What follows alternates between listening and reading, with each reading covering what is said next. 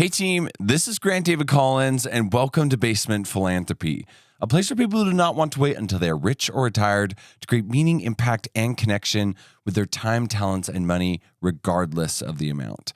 On this episode, we're going to be talking about the healing that can come through giving, so let's get started.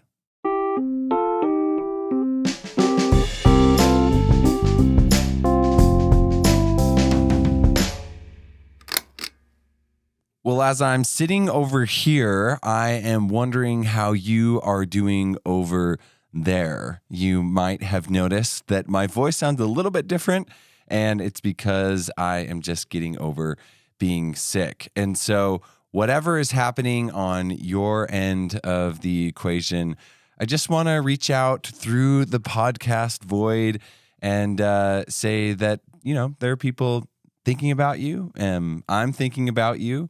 And I hope that whether your life is going really well or there are things that are coming up, that we can come together around this podcast and find something different, something unique, and something that I have found through giving that I just want to be able to share with you. So let's just jump right into things.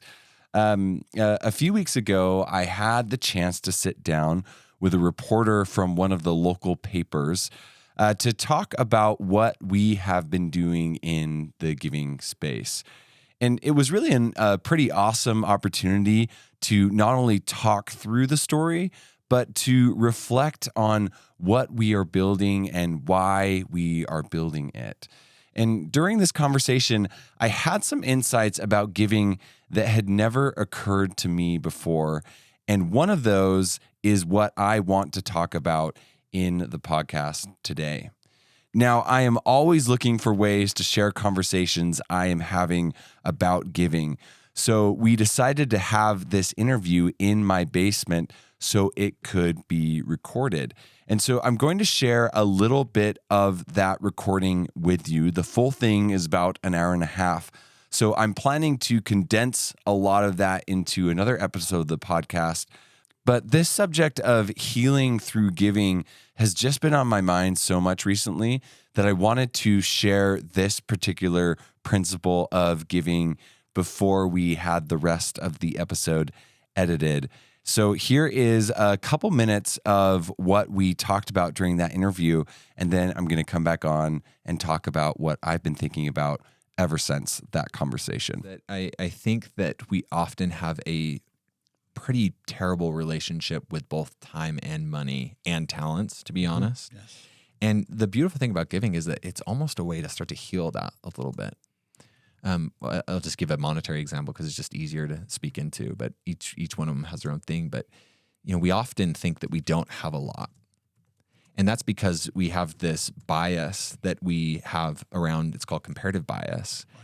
Essentially, we say like, oh, where am I stacking up within my friends or within my community? If you say that here in Lehigh, Utah, you're going to feel like you're way out of, there's so much that you should be doing. Right. But if you compare yourself to, 60% of the world, whatever your income is, you could even be like minimum wage here in the United States. And you take a small portion of that money and you make that useful in some sort of organization that is utilizing things in a third world country, you can make a huge difference. Right. But people don't feel that way, but it's this beautiful process of being able to heal that, because if you can start to experience what you have as being enough, then all of a sudden, like, your relationship with a lot of different things starts to change. Like, you have to have some sort of financial plan in place if you're going to get involved in this. And so that's, we talk about this healing piece of time, talents, viewing ourselves and money. That's where that starts to come into play is if you want to start giving, you've got to say like, okay, how would I break this down? Then all of a sudden you have a little bit of a personal finance plan in place. Or, I have to use my time a little bit more effectively. Oh, maybe I'm not spending as much time just doom scrolling on whatever social media platform. Like, it's just giving is this weird, beautiful thing that starts to ingrain itself into all of these facets and starts to heal. I love that term. I've never used that before. I really appreciate this interview because I love the term and the process of that healing that can actually happen in people's lives. And it happens because they get outside of themselves. Now, I've said this on the podcast before, but in my experience, there is little that is more motivating than to be genuinely heard by somebody else. And during my interview with Daryl, that was my experience the entire time. And that's why I think I discovered so much about giving and about the story as I was telling it, is because he was just so present. And what a gift to me during that interaction. So I'm so excited to be able to share more about him and our entire interaction in a later episode. So stay tuned. But since that interaction that we had a couple weeks ago, a question that has popped into my mind is, why is it that getting outside of ourselves opens up a new perspective and an opportunity to be healed? Now, it might sound like one of those obvious questions, but I found that there is a lot to learn from the obvious. And as I've thought about why this is, the word that just keeps on coming back to me over and over again is the word ignorance. Now, before preparing for this podcast, I didn't actually realize that there is a shared root between the words ignorance and ignore.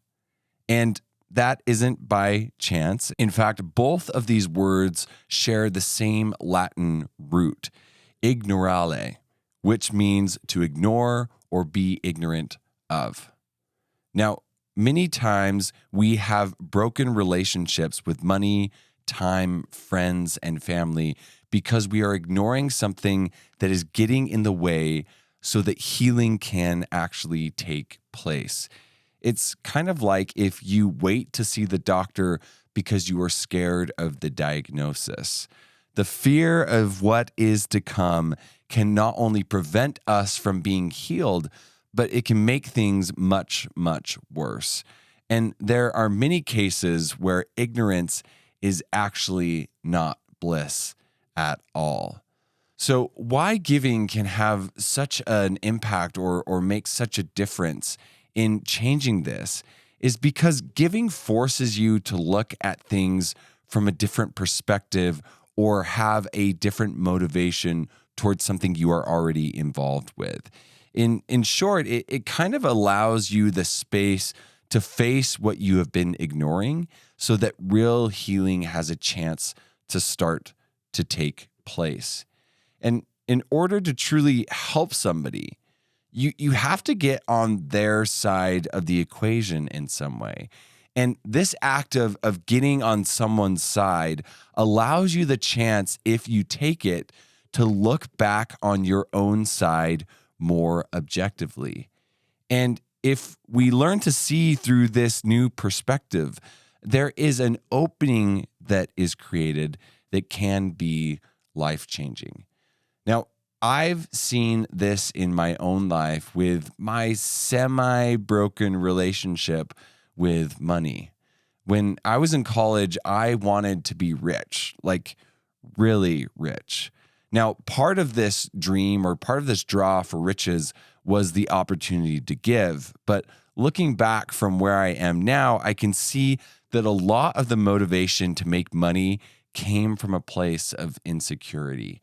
Like, I wanted to show everyone that I was successful. And I wanted to do that not only with the money in my bank account, but also the tangible things in my life, like a big house and a fancy car. But the more I shifted my focus to giving over the past several years, these things have begun to change.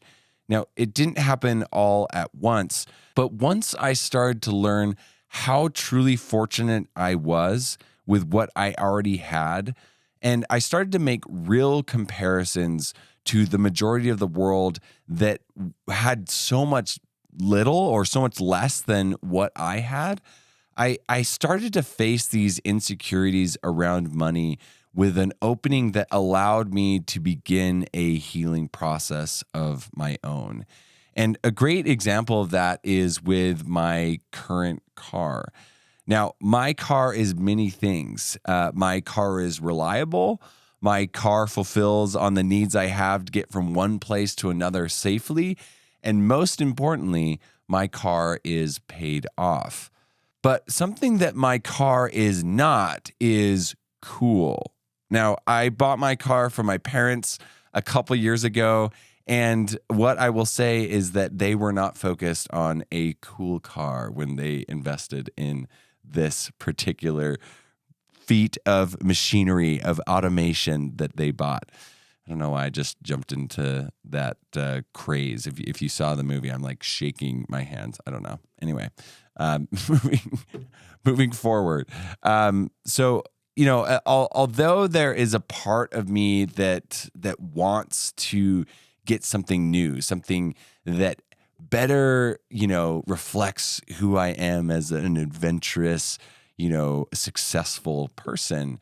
I've started to push back on my desire and need for something new because I have become less and less insecure about the things that I was insecure about in the past.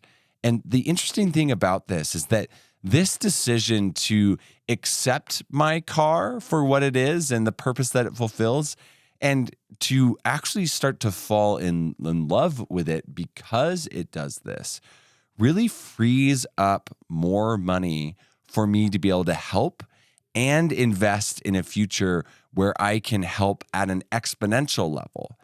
And it might seem small, but spread across my holistic relationship with money, it can add up very quickly. Now, we are all in very different and yet very similar places. You have your own broken relationships with things that need healing. And I don't have all the answers on this end, and every scenario is going to take work. But what I can tell you from my experience is that giving can be a part of the healing process. So if you see something that is broken in your life, try and view it through the lens of giving. Now, to close things off, I want to share a reachable giving opportunity that is coming up because of the season that we are entering into. Now, it is spooky season. Maybe I'll play some scary thing in the background. Ooh. Anyway, because it is spooky season, that means that Halloween is just around the corner. And what I have begun to discover is that Halloween is a big opportunity for giving. And the reason why it's a big opportunity for giving is because it's a fairly easy thing to create an event around. And so many nonprofits or community organizations use this time of year for fundraising or for outreach or for impact. Now, two of the organizations that I am involved with are focused on this as a specific activity. And I'm really excited for my community to get involved with these types of opportunities. But this is not just limited to the area that I live in. I'm telling you that so many nonprofits need help around this time to pull off some of these events. And so it's a perfect time to reach out to your favorite nonprofit or any nonprofit that is focused on children or families, because they're likely going to have something that they want to do around this space. And if you reach out now, you can really be a big help to these organizations as they are planning out their resources and what they want to create. And for those of you who love Halloween, it's an incredible opportunity for you. For those of you who may be more like me, who don't really have like a preference around Halloween, it gives the holiday a little bit more purpose than just a excuse to watch a scary movie. So I hope you take me up on that, because there are just so many opportunities around you to make an impact during this season. Well, team, that's it for me.